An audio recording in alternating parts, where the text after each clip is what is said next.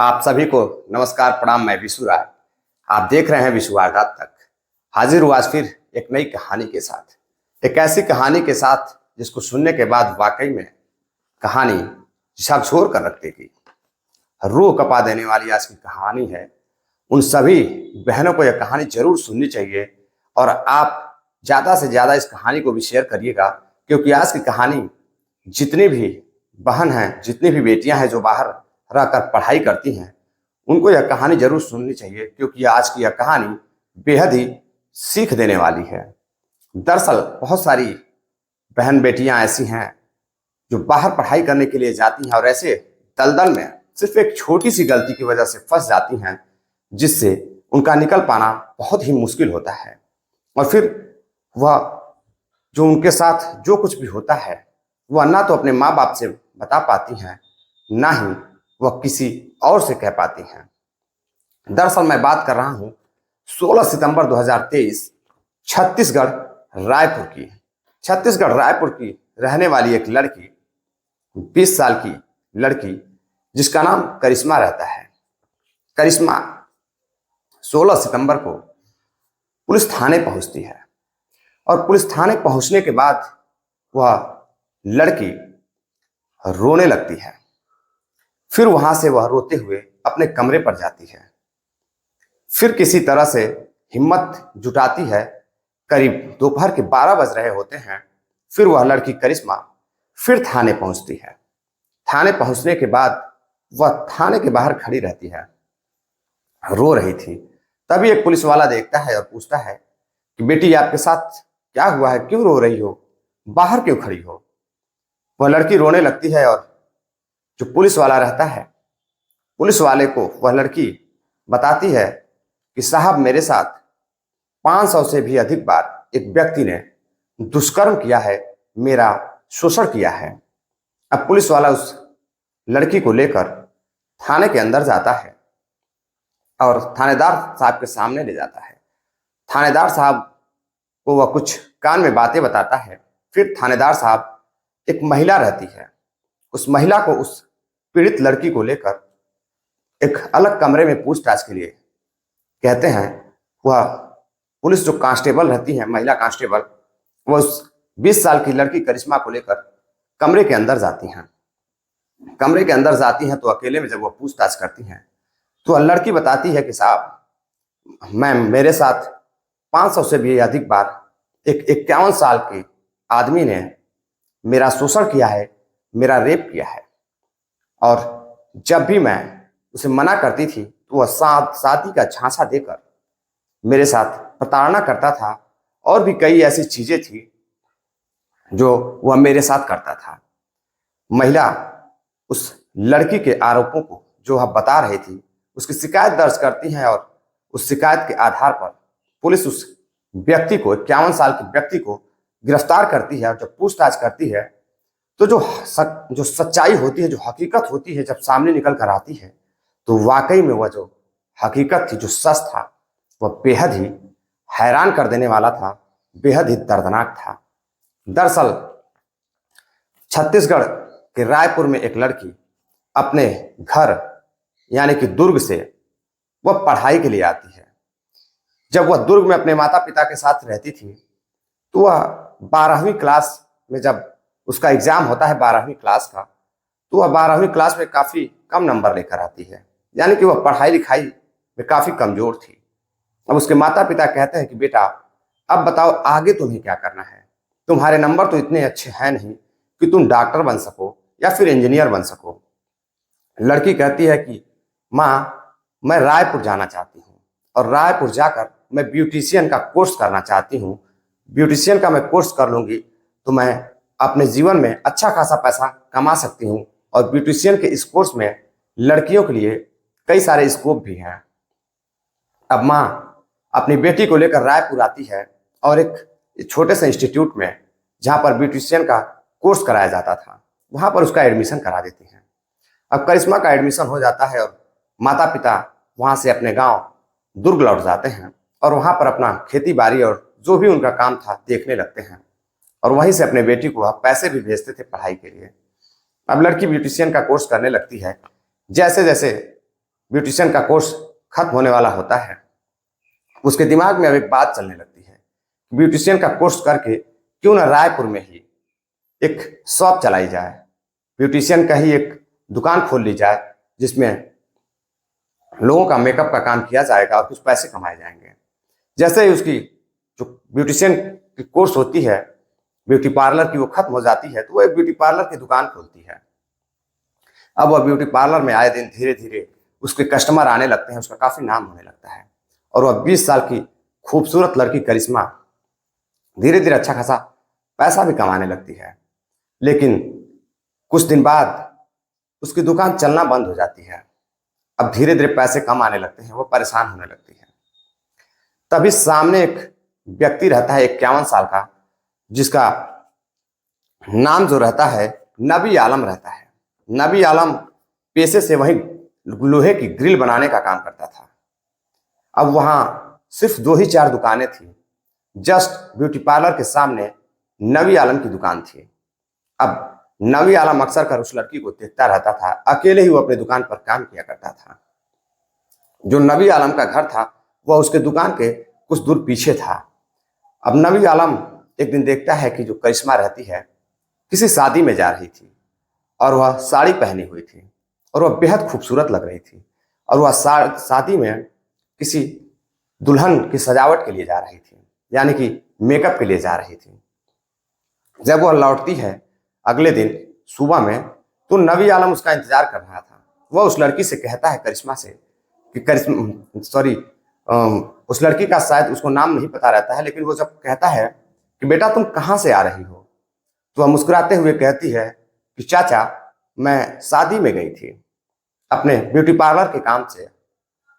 तभी चाचा मुस्कुराते हुए कहते हैं, ठीक है बेटा, तुम्हें भूख लगी होगी, जाओ अपना काम धाम देखो, काफी थकी होगी, आराम कर लो। धीरे धीरे नबी आलम उस लड़की से बातचीत करना शुरू कर देता है। अब नबी आलम और उस लड़की में इस कदर बातचीत होने लगती है कि एक दिन नबी आलम के पास वो लड़की जाती है और कहती है कि चाचा मुझे कुछ पैसे चाहिए। अब जो चाचा नबी आलम रहते हैं वह कुछ पैसे निकाल कर अपने पॉकेट से उस लड़की को देते हैं और कहते हैं कि बेटा डरने की जरूरत नहीं है, बेहिचक तुम मुझे अपने घर का ही सदस्य समझकर, अपना पिता समझकर मुझसे कभी भी कोई भी जरूरत हो तो मुझे बता दिया करना। अब लड़की उनके दुकान पर भी जाने लगती है, और जो लड़की रहती है वह जहाँ ब्यूटी पार्लर, जिस कमरे में ब्यूटी पार्लर की दुकान थी, उसी कमरे के पीछे ही उसका एक कमरा था जहाँ वह रहती थी। अब धीरे धीरे नबी आलम भी उसके दुकान पर जाने लगता है। किसी दिन मिठाई लेकर जाता था, तो किसी दिन खाने के लिए अपने दुकान पर बुलाता था। अब लड़की धीरे धीरे नबी आलम के जो है दुकान पर जाने लगती है। नबी आलम के दुकान में एक कमरा रहता है जिसमें टीवी लगी थी। अब लड़की का जब मन नहीं लगता था, कोई कस्टमर नहीं रहता था, तो लड़की बातचीत करने के लिए 51 साल के बुजुर्ग आदमी के पास, नबी आलम के पास चली जाती थी। वहां जाने के बाद जो करिश्मा थी उसके रूम में बैठकर टीवी देखा करती थी। एक दिन उसके फोन में रिचार्ज नहीं रहता है, उसको फोन करना रहता है घर पे, तो वह नबी आलम से फोन मांगती है। और जब फोन मांगती है तो जो फोन की गैलरी होती है, जब वो गैलरी चेक करने लगती है, अचानक से देखती है कि गैलरी में कई सारी न्यूड वीडियो पड़ी है। वह वीडियो देखने लगती है। वीडियो देखते देखते वह अपने फिर बाद में अपने घर फोन करती है, सबसे बातचीत करती है, अपने माता पिता से बातचीत करती है और रिचार्ज करने के लिए कहती है। माता पिता वहां से रिचार्ज कराते हैं। फिर करिश्मा का फोन चालू हो जाता है।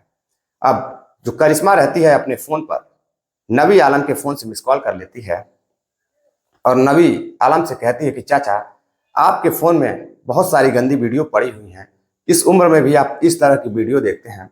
तो नबी आलम मुस्कुराते हुए कहता है कि बेटा जो मन होता है उसकी कोई सीमा नहीं होती है। अब लड़की मुस्कुरा कर चली जाती है। अब धीरे धीरे दोनों की दोस्ती इस कदर बढ़ने लगती है कि अब दोनों एक दूसरे के कमरे में जाने लगते हैं। अब एक दिन नबी आलम जब ब्यूटी पार्लर में जाता है तो वह लड़की से बातचीत करते करते उसके साथ लड़की और दोनों संबंध बनाने लगते हैं। अब यह कहानी जो है करिश्मा की यहीं से शुरू होती है। अब दोनों एक दूसरे के साथ संबंध बनाने लगते हैं। जब भी समय मिलता था करिश्मा नबी आलम जो 51 साल का व्यक्ति था उसके कमरे में जाती थी और उसके साथ संबंध बनाती थी। करीब कई महीनों तक ऐसे ही चलता रहा। दोनों एक दूसरे के साथ संबंध बनाते रहे। अब नबी आलम को लगता है कि नबी आलम जो था शादीशुदा था, उसकी एक पत्नी और एक बेटा भी था जिसकी उम्र मात्र 18 साल थी।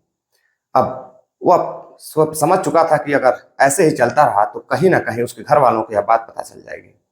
अब वह पास में ही कुछ दूरी पर एक किराए पर एक कमरा लेता है और उसमें करिश्मा को शिफ्ट कर देता है और वहीं रहने के लिए बोलता है।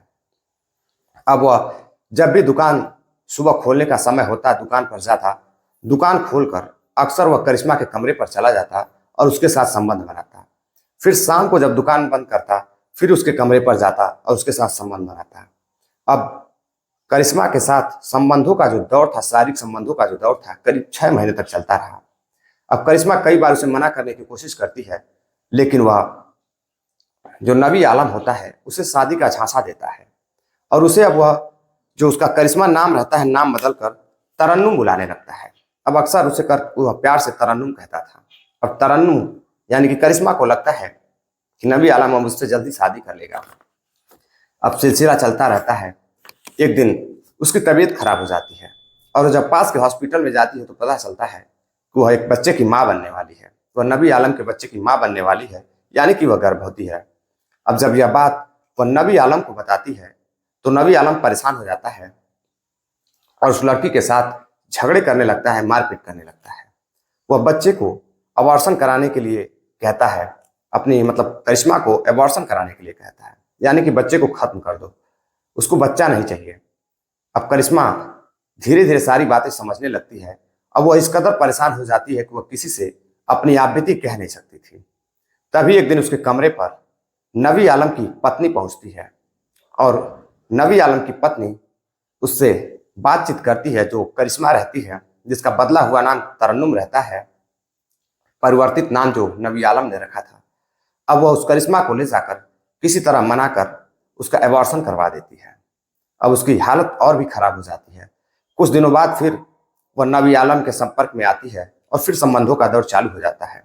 बार बार नबी आलम संबंध बनाने के लिए शादी करने के लिए झांसा देता और जब शादी करने के लिए लड़की नबी आलम से कहती तो नबी आलम मारपीट करता, कई तरह की बातें करता। अब एक दिन जब उसकी पत्नी फिर पहुंचती है तो वह नबी आलम से दूर जाने के लिए उस लड़की को कहती है, लेकिन वह कहती है, जो करिश्मा रहती है नबी आलम की पत्नी से कहती है कि मेरे साथ कई 100 बार इसने मेरे साथ संबंध बनाए हैं और इसने मुझे शादी का झांसा भी दिया है और मेरे साथ अश्लील हरकतें करते हुए अश्लील वीडियो भी बनाई है, तो मैं ऐसे ही नहीं छोड़ने वाली हूँ, मैं शादी करके रहूंगी। अब जो बेटा होता है नबी आलम का, उसे भी पता चलता है, वह भी पहुंचता है और उसके साथ गंदी हरकतें करता है और मारपीट करता है। धीरे धीरे जो जुल्म का सितम लड़की पर ढा रहा था नबी आलम, बढ़ता जाता है। अब वह सीमा बर्दाश्त से बाहर हो चुकी थी करिश्मा की। करिश्मा के साथ आए दिन नबी आलम मारपीट करता, उसके साथ संबंध बनाता, फिर वह अपने दुकान पे चला जाता। जो उसकी ब्यूटी पार्लर की दुकान थी वह बंद हो चुकी थी। अब लड़की धीरे धीरे बेहद परेशान होने लगी थी। फिर एक दिन वह नबी आलम की पत्नी को बुलाती है और कहती है कि अगर मेरी शादी नहीं कराई तो मैं पुलिस में जाऊंगी, कंप्लेन करूंगी। तभी जो नबी आलम रहता है फिर जाता है, मारता पीटता है और कहता है कि कंप्लेन करोगी तो मैं यह सारी जो वीडियो है, यह वीडियो मैं वायरल कर दूंगा, धमकियां देने लगता है। अब लड़की परेशान हो जाती है। मारपीट उसके साथ इतना ज्यादा हो चुकी थी कि वह सहते सहते परेशान हो चुकी थी। जो उसकी सहन की सीमा थी वह टूट चुकी थी। अब वह अपने माँ बाप को फोन करने के लिए सोच रही थी कि माँ बाप को बताऊंगी तो हो सकता है कि मेरे माँ बाप, मैंने कोई बहुत अच्छा काम तो किया नहीं है कि मेरे माँ बाप मेरा समर्थन करेंगे, मेरा साथ देंगे। अब वह डर जाती है और भी भयभीत हो जाती है, रोने लगती है। अब उसे लगता है कि उसका इस दुनिया में कोई नहीं है जो उसकी मदद कर सकता है। अंत में वह परेशान होकर धीरे से पुलिस के पास जाती है। फिर पुलिस के पास जाती है, थाने के बाहर खड़ी रहती है तो वह सोचती है कि अगर मैं थाने में चली जाऊंगी तो फिर जो नबी आलम है वह मेरे से शादी नहीं करेगा। दरअसल लड़की भी नबी आलम के प्यार में बखूबी डूब चुकी थी। अब वह नबी आलम के साथ ही रहना चाहती थी, उसको नबी आलम की लत लग चुकी थी। अब लड़की फिर अपने कमरे पे जाती है, फिर कुछ सोचती है, फिर थाने जाती है और थाने जाकर थानेदार साहब से और महिला कांस्टेबल से सारी बात बताती है। जब महिला कांस्टेबल पुलिस लेकर उस नबी आलम के दुकान पर छापा मारते हैं और नबी आलम को गिरफ्तार करते हैं तो नबी आलम के मोबाइल में जो करिश्मा का नंबर रहता है वह तरन्नुम नाम से सेट रहता है, और उसे कई ऐसे व्हाट्सएप चैट भी थे जो तरन्नुम नाम से ही किए गए थे। उसके जो नबी आलम के फ़ोन में कई तरह की अश्लील फोटो वीडियोस भी मिलती हैं, जिसके अनुसार दोनों को, नबी आलम और उसकी पत्नी को भी गिरफ्तार किया जाता है, उसके बेटे को भी गिरफ्तार किया जाता है, और लव जिहाद के केस की तरह ही केस लगा करके उसकी पत्नी और उसके बेटे और जो नबी आलम रहता है उसे गिरफ्तार कर जेल भेज दिया जाता है।